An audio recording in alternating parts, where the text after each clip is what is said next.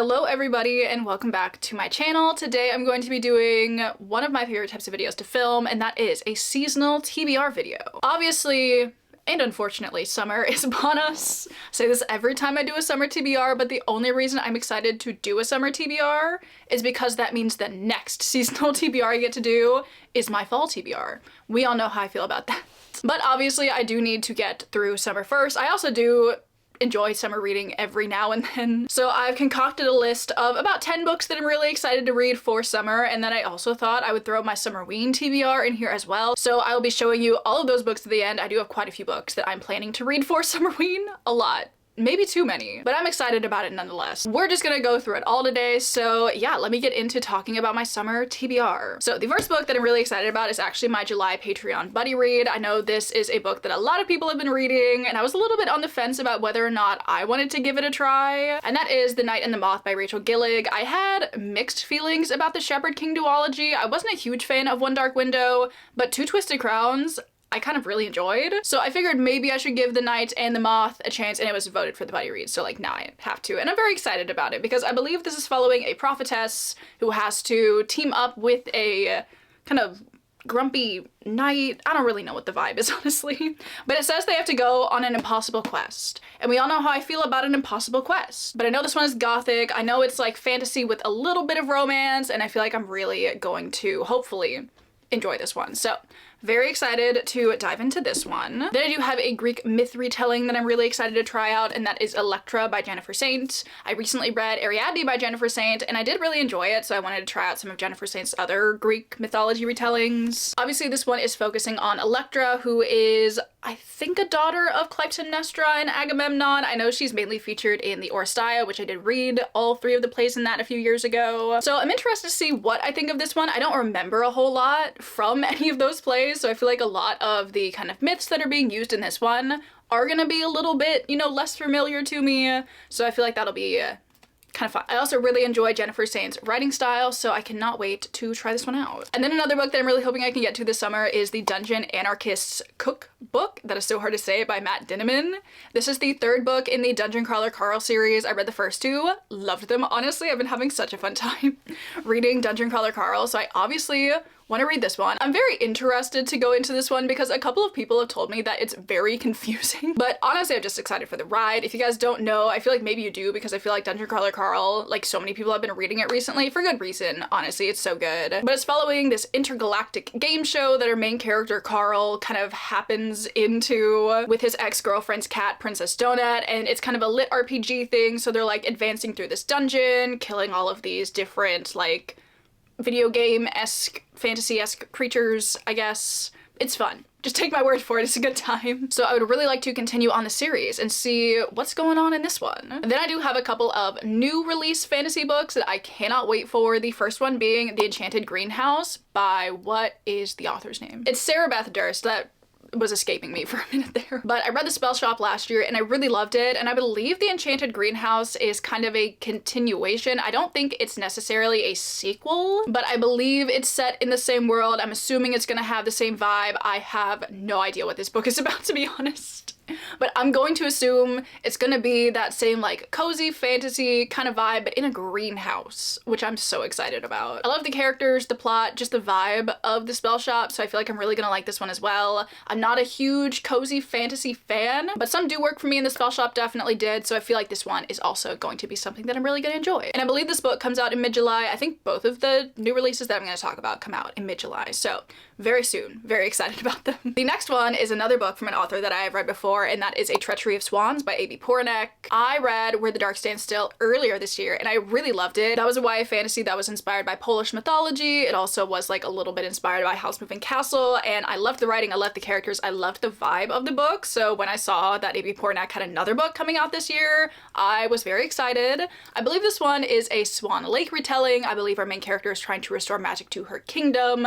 I think it might be sapphic as well. I feel like if it has the same kind of atmospheric, moody vibe that Where the Dark Stands Still had, I'm really gonna love this one. Then the last kind of more fantasy book that I have on my summer TBR, I'm very excited about because I'm going to be reading The Grace of Wild Things by Heather Fawcett. This, I believe, is a retelling of Anne of Green Gables, but it has like witches in it, which I'm very excited about. I do believe this is middle grade as well. I don't think I've read a middle grade in a minute, so I feel like that's gonna be really fun. I read Anne of Green Gables back in May, absolutely loved it, obviously. So when I saw that Heather Fawcett, who obviously writes one of my favorite series of all time, had a retelling of Anne of Green Gables, I was like, that is a slam dunk. I need to read it. I don't know how I'm gonna feel about it, but I feel like it's just gonna be super cute. So I cannot wait to get into this one. I honestly don't really know like what this one is about either. If you guys have watched any of my TBRs, this is how it normally goes. I don't really like to go in knowing too much. So like the fact that it's written by Heather Fawcett and it's an Anne of Green Gables retelling with witches, that's all I need to know. So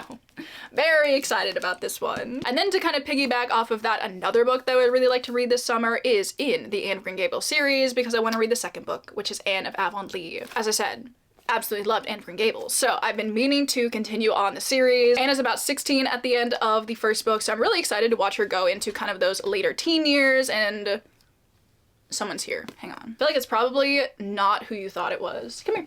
Miss Daisy hasn't been in the vlog in a minute. I guess this isn't a vlog, this is a normal video, but you know what I mean. I don't entirely remember what I was saying now, but I'm very excited just to watch Anne kind of, you know, get a little bit older, develop some different relationships and such in her life. I feel like I'm really gonna love this one as well. Then I do have a couple of romance books that I'm really excited about. The first one being one that I have like been contemplating reading for a while. I wasn't sure if it was like maybe a little too silly goofy, and like coming from me, you know, like I love a silly goofy book, so like when I wasn't sure about this one, that's saying something. But I want to give it a try because it looks fun. And it is Raiders of the Lost Heart by Joe Segura. Obviously, this is like an archaeology romance situation. We apparently have rival archaeologists that have to work together on the same dig. There's like a thief in the campsite forcing the pair to keep their discoveries and lingering attraction under wraps. I mean, like, doesn't that sound so fun? Honestly, I have no idea if I'm gonna like this or not, but I thought I would give it a try because it looks very fun and very perfect for summer. And then another romance book that I would like to give a try is Give Me Butterflies by Gillian Meadows. The main thing that really intrigues me about this one is the fact that it's a romance between an entomologist and an astronomer who like work at a museum together. Truly all of the natural history vibes I could want, but in a more modern day setting. I feel like a lot of like the natural history things that I read are historical, so the fact that this one is set in current day, I'm like, interesting. I need to give it a try. I, again, don't really know the vibe of this one. I feel like they have like a little bit of a rivalry at the museum. I feel like all romance books kind of sound like that. They all have a rivalry, I don't know. I want to give this one a try as well. It just looks really cute. And then the last book that I have on my summer TBR, I'm definitely aiming to read this one more so in like late August. It's giving me major late August vibes. And this is a book that I did Softy Enough about a month ago because I wanted to read it in August. So obviously I wanted to, you know, put it on the TBR because I do still plan on reading this book. And that is Garden Spells by Sarah Addison Allen. I think I got about 70 pages into this book? I don't remember how far I got into this book, but I did start it and I was enjoying it, but it wasn't really giving me the spring vibes I was wanting. It was more so giving me like late summer vibes. So I'm absolutely planning on reading this one in late summer, obviously. But this is a very like practical magic inspired witchy book that is following our two main characters who are sisters and they're kind of reconnecting and Daisy's coming to say hi again. Don't sound she does not want me to pick her up. She's not as pliable as Winnie is. But I was really liking the first 70 pages that I read, so I want to get back to it and actually read it in August. And then the last book that's like on my summer TBR might also be on my Summerween TBR, so we're gonna consider this a really good segue book because I really desperately want to read Bury Our Bones in the Midnight Soil by V.E. Schwab. I've been a V.E. Schwab fan for years at this point, so obviously I'm very excited for every new release that she has. But this one specifically really intrigued me because it kind of centers on vampires. We're kind of focusing on a very like large span of time. It starts in 1532 and it spans up through current day, and I think we're kind of following three women and their experiences with vampirism. And if V. Schwab is writing it, I know it's gonna be stunning. So I'm very excited to jump into this one. I'm not sure if I want to read it for Summerween or not. It is a little bit thick for Summerween, especially considering all of the other books that I want to read for Summerween. So we'll see if I end up doing that, but I want to read this one around Summerween. It just sounds so good and I desperately need to read it. You see her back there? She just looks so comfy. Now that we've gone through my normal kind of summer TBR, it is time to talk about my Summerween TBR, which I've been curating this TBR over like the last month. It's changed so many times, it'll probably change again, honestly.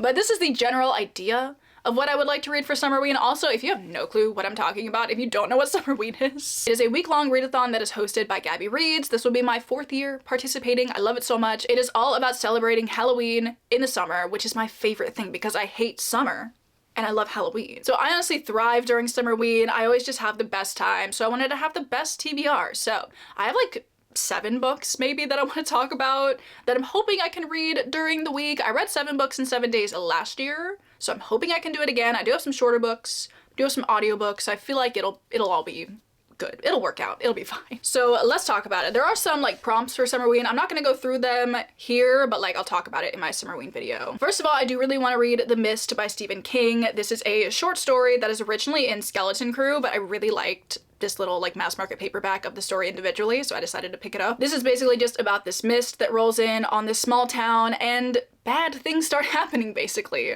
I have seen the movie adaptation for it. I don't remember much about the movie, but I know it ends differently than the short story does, so I'm interested to try this one out.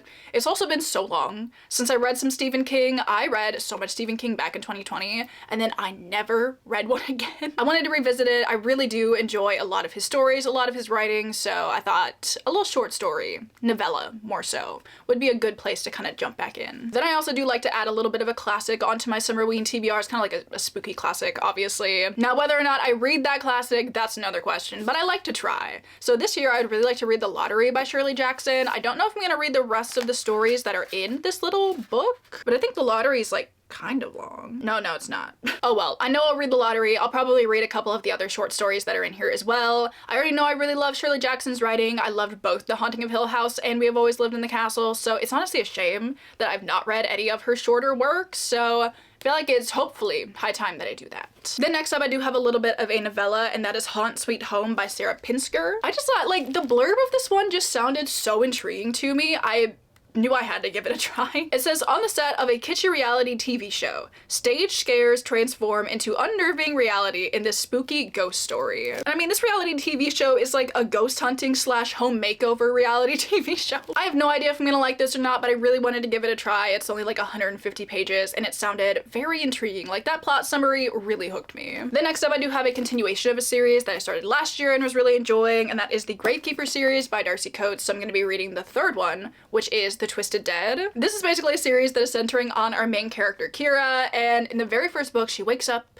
she has no idea who she is, she doesn't know where she is, people are following her, she cannot for the life of her figure out why. She ends up stumbling into this graveyard. Through some turns of events, she ends up kind of staying in the caretaker's shack that is like right next to this graveyard, and she also finds out that she can talk to ghosts. So it's just a fun series. I like it a lot. I believe the last book came out kind of recently maybe. So I'm hoping I can read the last 3 books in this series this year. I kind of want to read this one for Summerween and then the other 2 like actually in fall. So that's kind of the goal, but it's just a fun, fast, spooky, ghosty kind of series and I like it a lot. So I'm gonna read this one. And then I do have 2 thrillers that I'm hoping to read during Summerween as well. One of them I do have a copy of, and that is Midnight is the Darkest Hour by Ashley Winstead. I do not know how I'm gonna feel about this one. I feel like everybody that I've seen read this book does not like it. But I mean, the back of this book calls it a twilight fever dream. I like, you know, vampire-y twilight, not like time of day twilight. I think there either are vampires in this book or there's like local legends about vampires in this book. I don't know. So I've just been intrigued. I did read In My Dreams I Hold a Knife by Ashley Winstead, and I like that one a lot, so I figured I would maybe give this one a try,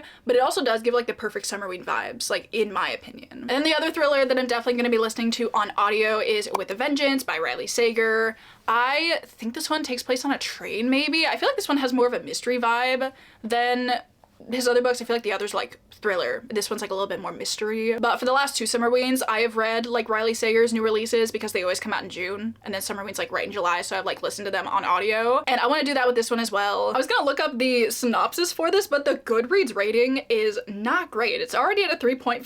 But I just thought the first like line of the description sounded really interesting. It says, one train, no stops, a deadly game of survival and revenge. In 1942, 6 people destroyed Anna Matheson's family. 12 years later, Sager. She's ready for retribution. So I feel like maybe it's got a little bit of a historical setting, which could be really interesting. I think that, like a lot of people, I have a very hit or miss relationship with Riley Sager's books, so I'm interested to see what I think of this one. And then finally, for my Summerween TBR, I did want to read another Goosebumps book. I just feel like Goosebumps have the perfect nostalgic, spooky, Halloween-y kind of vibe, and the one that I chose I feel like has the perfect Summerween vibes specifically. So I'm gonna be reading Ghost Beach. I mean, come on, like, does like even the title, it's gonna be perfect for Summerween. And I'm just gonna read you the description on Goodreads because it's like 6 lines. It says, Jerry can't wait to explore the dark, spooky old cave he found down by the beach. Then the other kids tell him a story about a ghost who is 300 years old, a ghost who comes out when the moon is full, a ghost who lives deep inside the cave. Jerry knows that it's just another silly made-up ghost story. Isn't it? Goosebumps are just always so fun and nostalgic, so I feel like it'll be a perfect pick for Summerween. Those are these 7 books that I'm hoping to read for Summerween. It is subject to change, but like for now, that's kind of what I'm gonna focus on. Although I might swap one out for Bury Our Bones in the Midnight Soil. I don't know. We'll see. But I really wanted to talk about all the books that I wanted to read this summer, and Summerween is a huge part of what I look forward to every summer, so I feel like, you know, I kind of had to put it in here. That's it. That's the end of the video. Obviously, I would love to know what are some books that are on your summer TBR. Do we share any books, or are you also going to be participating in Summerween? What's your Summerween TBR? I would love to know that as well. Maybe you could give me ideas, even though, like, I do not need any ideas. But yeah, with that is everything that I have to share with you guys in this video. I really hope you enjoyed. Before we go, I would also like to thank everybody over on my Patreon. If you are ever looking for more content from me, that is always linked down below. As I said, in July, we're reading The Night and the Moth by Rachel Gillig, which I'm very excited about. So if you want to come and join the discussion, if you want to come join the live show, you totally could. But with that, I am actually gonna let you go now. So thank you so much for watching. I hope you're all having an amazing Monday or whatever day it is that you're watching this video, and I will see you all in my next one. Bye!